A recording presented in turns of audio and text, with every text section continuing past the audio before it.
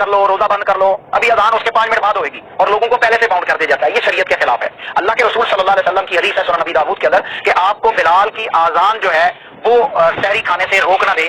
اگر تمہارے برتن کے اندر کوئی چیز موجود ہے تو تم جب تک اسے ختم نہ کر لو تم کھاتے رہو. اذان ختم بھی ہو جائے اور اگر کھانا آپ کے پاس ضرورت بھی ہے کھانے کی اور وہ آپ کے پلیٹ میں یا برتن میں موجود ہے تو آپ کھا. بسم اللہ الرحمن الرحیم. السلام علیکم ناظرین. ابھی جو آپ نے کلپ سماعت فرمایا یہ کچھ دوستوں نے مجھے سینڈ کیا اور اس کے بارے میں دریافت کیا، تو اس حوالے سے میں چند باتیں آپ کے سامنے رکھوں گا.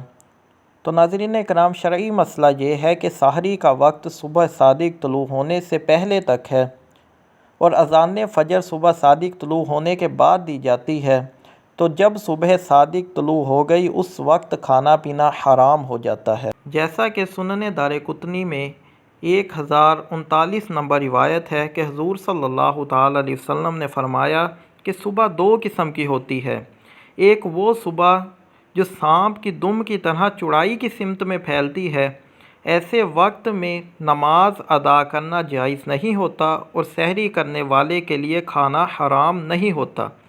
البتہ جو صبح افق میں لمبائی کی سمت پھیلتی ہے وہ نماز کو حلال کر دیتی ہے اور سحری کرنے والے کے لیے کھانے کو حرام کر دیتی ہے. تو اس حدیث میں واضح طور پر یہ چیز بتا دی گئی کہ جس وقت فجر کی نماز پڑھنا حلال ہو جاتا ہے اس وقت سحری کرنا حرام ہو جاتا ہے. اور جو انہوں نے حضرت بلال والی روایت پیش کی اس میں واضح طور پر یہ الفاظ موجود ہیں کہ حضرت بلال رات کے وقت اذان دیا کرتے تھے. جیسا کہ امام بخاری رحمۃ اللہ تعالی علیہ اپنی صحیح میں حدیث نمبر 620، 622، 623 اور 2656 نمبر روایت لے کر آئے، اور اسی طرح نسائی شریف میں 638، 639 اور 640 نمبر روایت ہے، اور اسی طرح جامع ترمذی میں 706 نمبر اور سنن دارمی میں 1165 نمبر روایت ہے، جس میں یہ الفاظ موجود ہیں کہ حضور صلی اللہ تعالی علیہ وسلم نے فرمایا کہ بلال رات کے وقت اذان دیتے ہیں تو کھاؤ پیو یہاں تک کہ ابن ام مکتوم اذان دے دیں.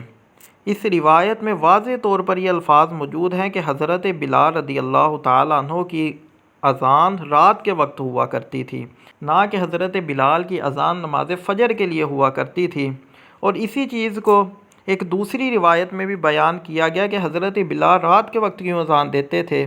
اس روایت کو امام بخاری اپنی صحیح میں 621 نمبر، امام مسلم 2541 نمبر اور ابو داؤد شریف میں 2347، نسائی شریف میں 642، ابن ماجہ میں 1696 اور مسند امام احمد میں 3472، 3533 اور 3933 نمبر روایت امام احمد لے کر آئے کہ حضور صلی اللہ تعالی علیہ وسلم نے فرمایا کہ تم میں سے کسی کو بلال کی اذان سحری سے نہ روکے کہ بے شک وہ اذان اس لیے دیتے ہیں کہ تمہارے قیام کرنے والے لوٹ آئیں اور تمہارے جو سوئے ہوئے ہیں وہ جاگ جائیں. تو ان روایت سے یہ چیز روز روشن کی طرح واضح ہو گئی کہ سحری کا وقت صبح صادق سے پہلے ہے، اور حضرت بلال رضی اللہ تعالیٰ عنہ کی جو اذان تھی وہ صبح صادق سے پہلے ہوا کرتی تھی.